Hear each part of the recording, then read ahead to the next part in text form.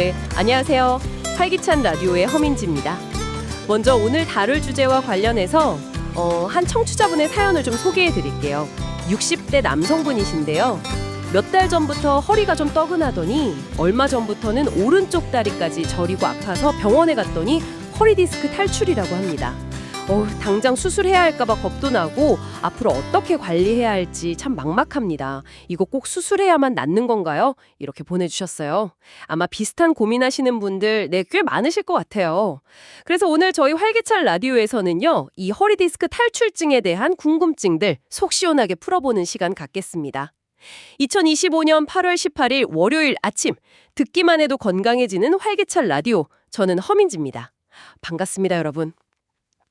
밤낮으로 일교차가 꽤 크네요, 요즘. 이럴 때일수록 우리 청취자 여러분들 건강관리 더 신경 쓰셔야겠습니다. 오늘도 저희 활기찬 라디오의 든든한 건강 지킴이시죠? 박상현 보건학 교수님과 함께합니다. 네, 안녕하세요. 박상현입니다. 저희가 허리 통증과 치료의 모든 것 시리즈 쭉 이어가고 있는데요. 오늘은 정말 많은 분들이 걱정하시는 질환이죠. 허리 디스크 탈출증. 흔히 그냥 허리 디스크라고 부르는데 이 질환 정확히 어떤 상태를 말하는 건가요? 네, 그 허리 디스크, 그러니까 정확한 명칭은 추간판 탈출증인데요. 그 척추 뼈와 뼈 사이에 쿠션 역할을 하는 구조물이 있어요. 이게 바로 디스크, 추간판이라고 부르는 겁니다. 구조를 보면요, 중심부에는 약간 젤리 같은 말랑말랑한 수핵이라는 게 있고요. 이걸 아주 질긴 섬유륜이라는 조직이 여러 겹으로 감싸고 있거든요. 이게 한 24겹에서 26겹 정도 돼요. 자동차 타이어 생각하시면 좀 비슷합니다. 와, 26겹이요? 생각보다 엄청 튼튼한 거네요. 네, 그렇죠. 그런데 이 디스크가 나이가 들면서 노화가 진행되면요, 수액의 수분 함량이 줄어들고 탄력도 좀 떨어지게 돼요. 그런 상태에서 갑자기 무거운 물건을 번쩍 든다거나 아니면 허리를 확 비트는 잘못된 자세, 이런 갑작스러운 외력이 가해지면요. 약해진 상태에서 충격이 딱 가해지면? 네. 그러면 그 여러 겹의 섬유륜이 결국 찢어지면서 안에 있던 수액이 바깥으로 툭 튀어나오는 겁니다. 이게 이제 뒤쪽이나 아니면 뒤쪽 약간 옆으로 주로 튀어나오는데 그러면서 그 주변을 지나가는 신경을 누르게 되는 거죠. 이게 바로 디스크 탈출증입니다. 그렇군요. 그럼 어떤 사람들이 특히 더 잘 생기나요? 위험 요인 같은 게 있을까요? 사실 명확하게 딱 이거다 하고 입증된 건 많지 않아요. 그래도 여러 연구나 자료들을 보면 아무래도 무거운 물건을 자주 드는 직업, 또 장시간 운전하는 직업, 그리고 흡연이나 나이 같은 것들이 관련이 있다고 보고 있습니다. 그렇군요. 그럼 대표적인 증상은 어떤 게 있을까요? 사연 주신 분처럼 다리가 저리고 아픈 거? 네, 맞습니다. 가장 특징적인 게 바로 요통, 즉 허리 통증과 함께 다리로 뻗치는 통증이나 저림, 이걸 이제 방사통이라고 하거든요. 대개는 이제 허리나 엉덩이 쪽에서 시작해서 허벅지 뒤쪽이나 바깥쪽, 또 장단지를 따라서 발까지 쭉 내려가는 양상을 보여요. 보통은 한쪽 다리에만 나타나는 경우가 많고요. 허리만 아프면 디스크가 아닐 수도 있겠네요. 네, 그럴 가능성이 있죠. 요통만 있다면 근육 문제라든지 다른 원인을 먼저 생각해 봐야 하고요.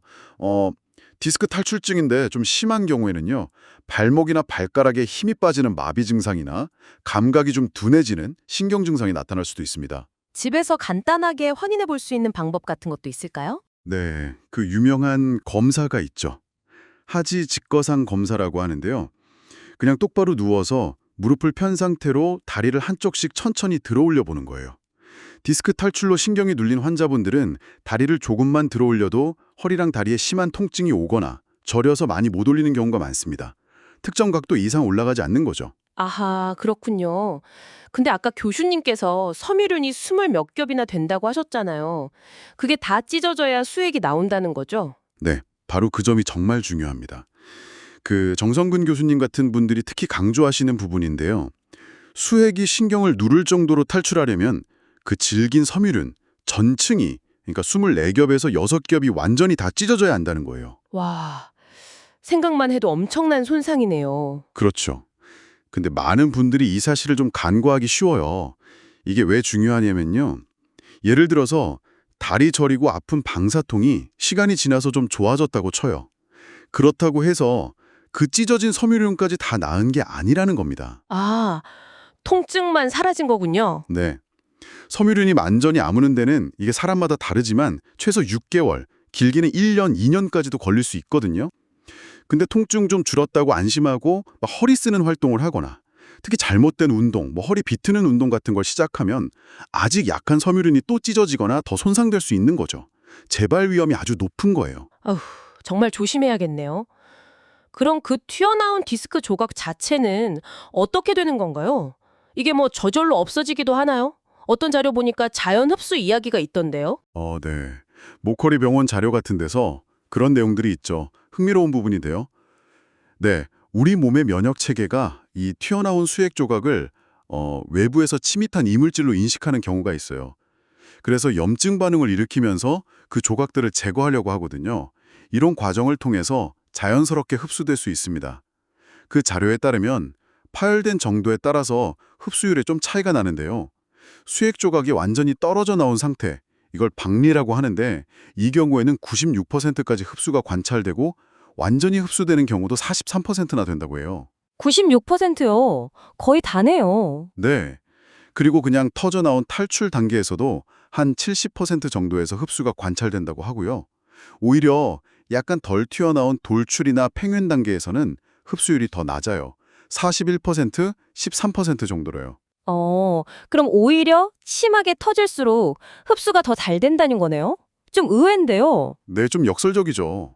이게 왜 그러냐면 심하게 터져서 수액 조각이 크게 노출될수록 우리 몸의 면역세포가 이걸 이거 내 몸의 일부가 아닌데? 하고 이물질로 인식할 가능성이 더 높아지기 때문으로 보고 있습니다. 아하, 그럼 심하게 터지는 게 마냥 좋은 건가요? 꼭 그렇다고 보긴 어렵습니다.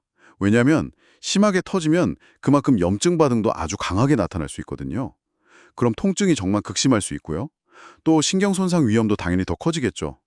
그리고 수액이 많이 빠져나가면 디스크 자체의 높이가 낮아지게 되잖아요.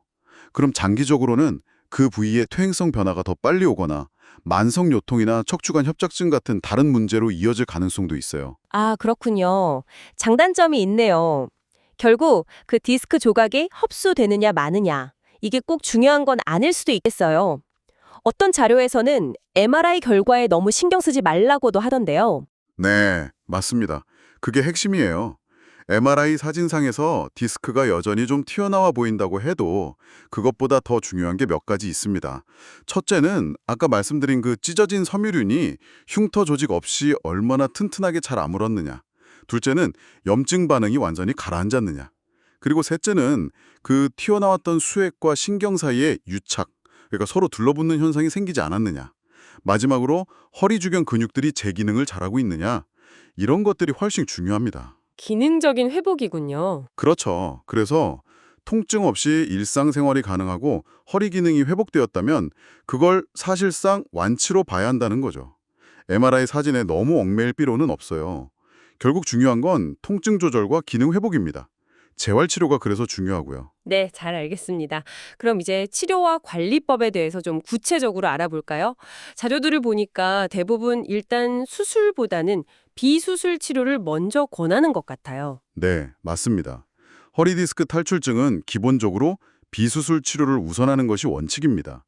급성기에는 일단 좀 쉬면서 안정을 취하고요. 물리치료나 약물치료, 소염 진통제 같은 거요. 이런 걸로 염증과 통증을 조절하고요.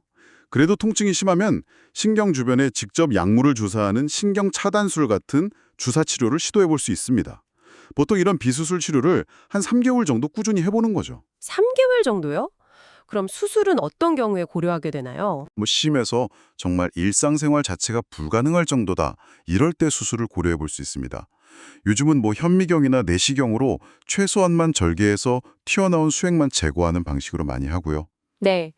치료만큼이나 중요한 게 평소 관리일 텐데요. 이건 어떻게 해야 할까요? 네, 이게 정말 중요합니다. 여러 자료에서 공통적으로 가장 강조하는 게 바로 자세입니다. 특히 요추 전만 자세를 유지하는 것이 중요해요. 요추 전만 자세요. 네, 허리를 보면 자연스럽게 약간 C자 곡선으로 쏙 들어간 부분이 있잖아요. 이 곡선을 유지하는 겁니다. 의자에 앉을 때도 엉덩이를 의자 깊숙이 넣고 허리를 펴서 이 전만 곡선을 살려주는 거죠. 정성근 교수님 같은 분은 이걸 하루 종일 신전 운동을 하는 효과라고 표현하시더라고요.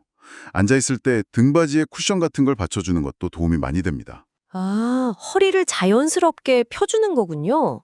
운동은 어떤 게 좋을까요? 아까 신전 운동 효과 말씀하셨는데. 네, 그 맥켄지 신전 운동이라는 게 아주 도움이 됩니다. 엎드려서 팔꿈치로 상체를 지지하거나 아예 팔을 펴서 상체를 들어 올리는 동작, 또는 서거나 앉아서 허리를 뒤로 부드럽게 젖혀주는 동작들이에요. 중요한 건 단계적으로 통증이 없는 범위 내에서 해야 한다는 겁니다. 만약 운동 중에 다리 쪽으로 통증이나 저림이 더 심해진다면 즉시 중단하고 전문가와 상의해야 하고요. 네. 그리고 섣불리 최신 시술이다 하는 거에 혹하지 말고 안전성이나 효과가 충분히 검증된 방법인지 확인하는 것도 중요하겠네요. 아, 네. 아주 중요한 지적입니다. 검증되지 않은 시술은 오히려 상태를 악화시킬 수도 있으니까요. 오늘 허리 디스크 탈출증에 대해서 정말 자세히 알아봤습니다. 디스크가 터졌다고 해서 무조건 수술해야 하나 이렇게 생각하기보다는 우리 몸의 자연 치유 능력을 믿고 또 올바른 관리의 중요성을 기억하는 게 중요하겠다는 생각이 드네요. 특히 그 섬유륜이 완전히 찢어진 상태라는 걸 제대로 인식하고 회복 기간 동안 꾸준히 자세 관리하고 또 적절한 운동을 하는 게 정말 필수적이겠군요. 맞습니다. 디스크 파열 후에 통증이 좀 가라앉았다고 해서 이제 다 나았다, 끝났다 이렇게 생각하시면 절대 안 됩니다. 찢어진 섬유륜이 잘 아물고 또 허리 주변 근육 기능이 충분히 회복될 때까지 꾸준한 관리가 무엇보다 중요합니다. 그리고 통증이 있다면 반드시 혼자 고민하지 마시고 전문가와 꼭 상의하셔서 본인에게 맞는 치료와 관리 계획을 세우시길 바랍니다. 네, 오늘 활기찬 라디오는 여기까지입니다. 좋은 말씀 나눠주신 박상현 교수님, 오늘 정말 감사합니다. 네, 감사합니다. 청취자 여러분, 건강한 허리로 활기찬 하루 보내시길 바랍니다. 저희는 내일 아침 7시에 더 유익한 건강 정보로 다시 찾아뵙겠습니다. 지금까지 허민지였습니다.